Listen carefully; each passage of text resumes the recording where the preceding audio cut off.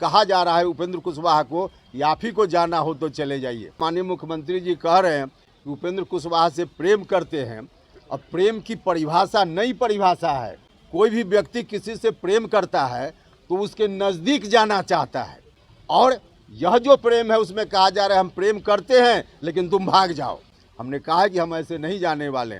सब लोगों को मालूम है कि राज्यसभा की सदस्यता छोड़ने में उपेंद्र कुशवाहा को एक मिनट एक क्षण का भी मलाल नहीं होता है। भारत सरकार में मंत्री पद को छोड़ते हुए एक मिनट का मलाल नहीं होता है। तो एमएलसी कौन सी बड़ी चीज़ है? एमएलसी कौन सी बड़ी चीज़ है? अभी भी लगता हो माननीय मुख्यमंत्री जी को या पार्टी को, तो एमएलसी आप वापस कर सकते हैं, उसमें हमको कहाँ कोई परेशानी। जब हमने कहा कि हम पार्टी से ऐसे नहीं जाएंगे, हम अपना हिस्सा हमको चाहिए, तो कई लोग आप में से भी और पार्टी की ओर से भी लोग कहते रहे कि हिस्सा का मतलब क्या होता है। तो हिस्सा का मतलब मैं आपको बताता हूँ। जो हिस्सा कभी लालू जी ने नीतीश जी को नहीं दिया था, और जिस हिस्सेदारी की बात 1994 में 12 फरवरी को पटना के गांधी मैदान में आयोजित एक रैली में नीतीश कुमार जी ने जिस हिस्सेदारी की बात की थी, जो हिस्सा लालू यादव जी से उन्होंने मांगा था, वही हिस्सा उपेंद्र कुशवाहा आज नीतीश कुमार जी से मांग रहा है। तो मुझको यह कहा जा रहा है कि एमएलसी बनने के बाद मेरा कोई अधिकार और कुछ उस रूप में जब पार्टी मानती ही नहीं है, तो सीधे नौकरी करने जैसी स्थिति। अब उपेंद्र कुशवाहा सरकारी नौकरी नहीं कर रहा है, उपेंद्र कुशवाहा राजनीति कर रहा है। एक झुनझुना मेरे हाथ में थमाया गया। जब हमारे सुझाव का कोई मतलब ही नहीं है, सुझाव लेने की बात कभी की ही नहीं जा रही है, तो पार्लियामेंट्री बोर्ड का अध्यक्ष बनना ये झुनझुना नहीं तो और क्या है। कई बार सीधे तौर पे कहा भी गया कि पार्लियामेंट्री बोर्ड का अध्यक्ष बनाया, एमएलसी बनाया, इसी का मतलब निकाला जाता है कि बहुत इज्जत दी गई। और जब बनाया गया था तो हमको भी लगता था कि पार्लियामेंट्री बोर्ड का जो दायित्व होता है पार्टियों में, उन दायित्वों को निर्वहन करने का अवसर मुझको मिलेगा, और उस अवसर के कारण पार्टी के कार्यकर्ताओं के हितों की रक्षा हम कर पाएंगे। लेकिन बाद में पता चला कि पार्लियामेंट्री बोर्ड का जो अध्यक्ष मुझको बनाया गया, तो सीधे तौर पे एक झुनझुना मेरे हाथ में थमाया गया। पार्लियामेंट्री बोर्ड का अध्यक्ष मुझको जिस दिन बनाया गया था, उस दिन पार्टी के संविधान में पार्लियामेंट्री बोर्ड के अध्यक्ष के बारे में कुछ नहीं लिखा हुआ था।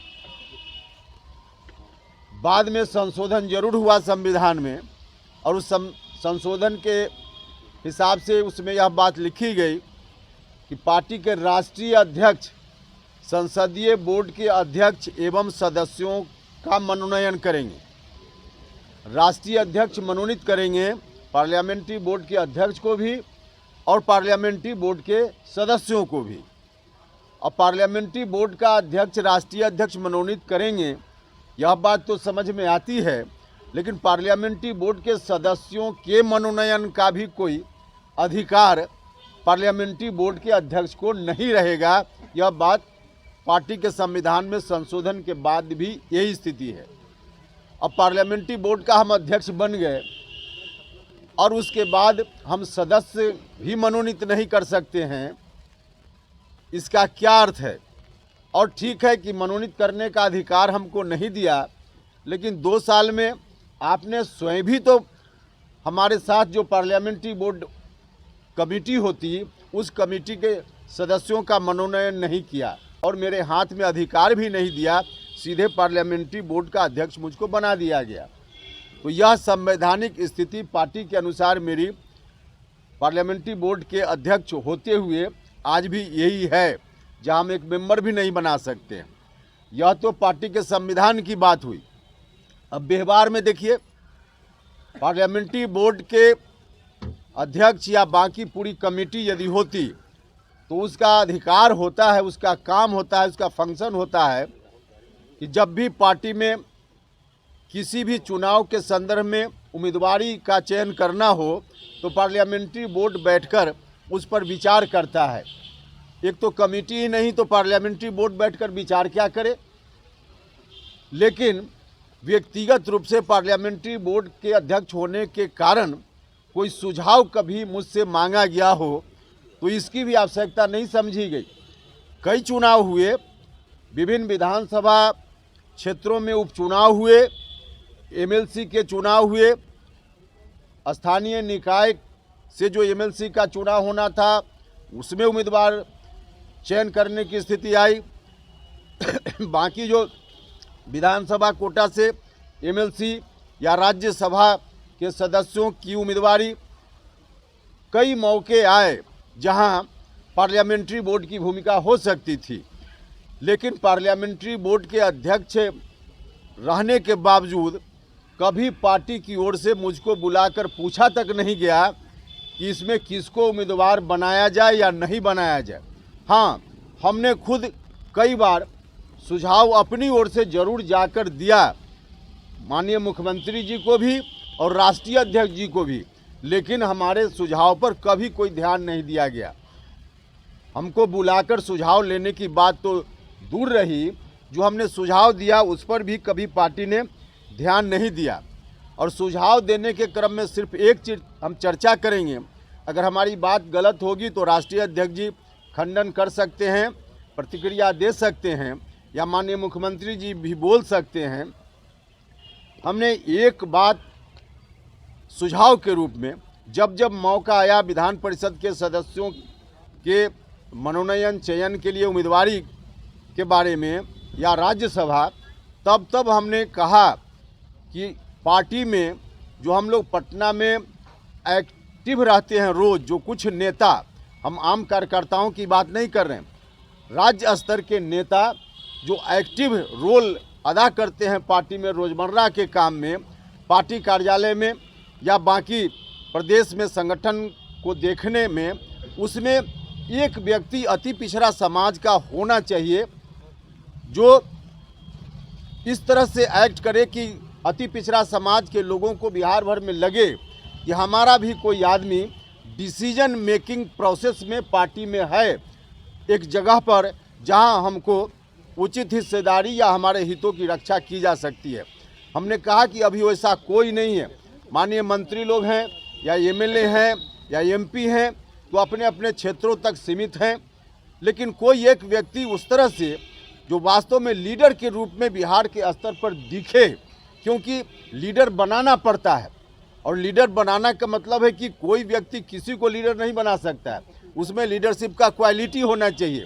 तो जिसमें लीडरशिप का क्वालिटी है, पार्टी नेतृत्व की यह जवाबदेही रहती है कि वैसे किसी व्यक्ति को ला करके पार्टी में उचित जगह पर उसको रखा जाए ताकि उस समाज के लोगों के बारे में वहाँ ज़रूरत के हिसाब से वकालत कोई कर सके। तो हमने कहा कि वैसा कोई व्यक्ति नहीं है, इसलिए आप किसी एक अति पिछड़ा समाज के व्यक्ति को जो पार्टी में है मजबूती से और उसके अंदर लीडरशिप का क्वालिटी है, उसमें से किसी एक व्यक्ति को आप राज्यसभा में भेज दीजिए या एमएलसी बना दीजिए ताकि पार्टी में आगे आने वाले दिनों में अति पिछड़ा समाज से भी लीडरशिप उभर सके, इससे पार्टी को लाभ होगा।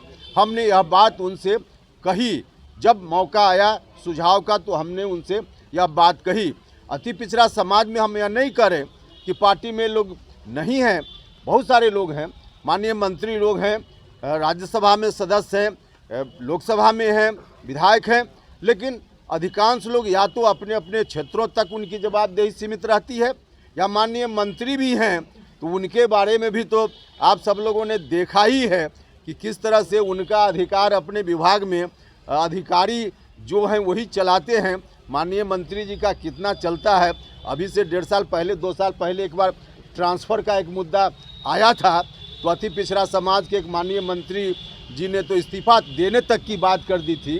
तो मंत्री के रूप में एक लीडरशिप का जो रोल होता है उस रूप में कोई लोग नहीं कर पा रहे हैं या नहीं करने दिया जा रहा है, तो किसी एक व्यक्ति को हो सकता है, जो लोग आज हैं अति पिछड़ा समाज के लोग, उन पर बहुत भरोसा मुख्यमंत्री जी को नहीं हो, तो उस रूप में मुख्यमंत्री जी माननीय मंत्री जो हैं अति पिछड़ा समाज के एमएलए एमपी हैं, उनके ऊपर अगर भरोसा नहीं हो तो जिसके ऊपर भरोसा हो उसी को किसी एक व्यक्ति को ला करके राज्यसभा की सदस्यता दे दें या विधान परिषद की सदस्यता दे दें और पार्टी के मुख्य रोल में उनको रखें।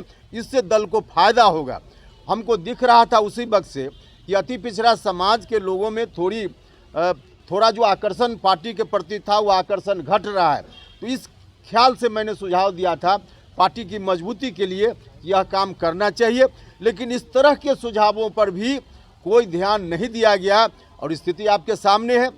इतने दिनों में 2 वर्षों में जो लोग भी भेजे गए राज्यसभा में या विधान परिषद में भेजे गए, ठीक भेजे गए, लेकिन उसमें एक भी अति पिछड़ा समाज का कोई व्यक्ति नहीं जा पाया। यह सुझाव मैं बार बार दे रहा था जो नहीं हो पाया।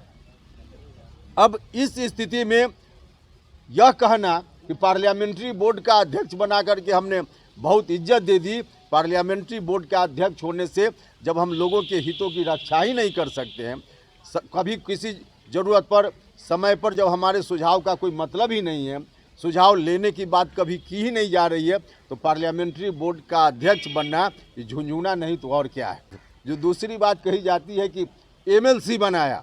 अब उपेंद्र कुशवाहा सरकारी नौकरी नहीं कर रहा है, उपेंद्र कुशवाहा राजनीति कर रहा है और एमएलसी बनना, एमएलए बनना किसी भी राजनीतिक कार्यकर्ता के लिए सरकारी नौकरी नहीं होती है या नौकरी नहीं होती है, पॉलिटिक्स होती है, जहां रहकर वह अपने लोगों के हितों की रक्षा कर सके, जहां रहकर पार्टी का जो नीति सिद्धांत है उसको आगे बढ़ा सके, समाज में जो अन्याय पीड़ित लोग हैं उनको न्याय दिला सके।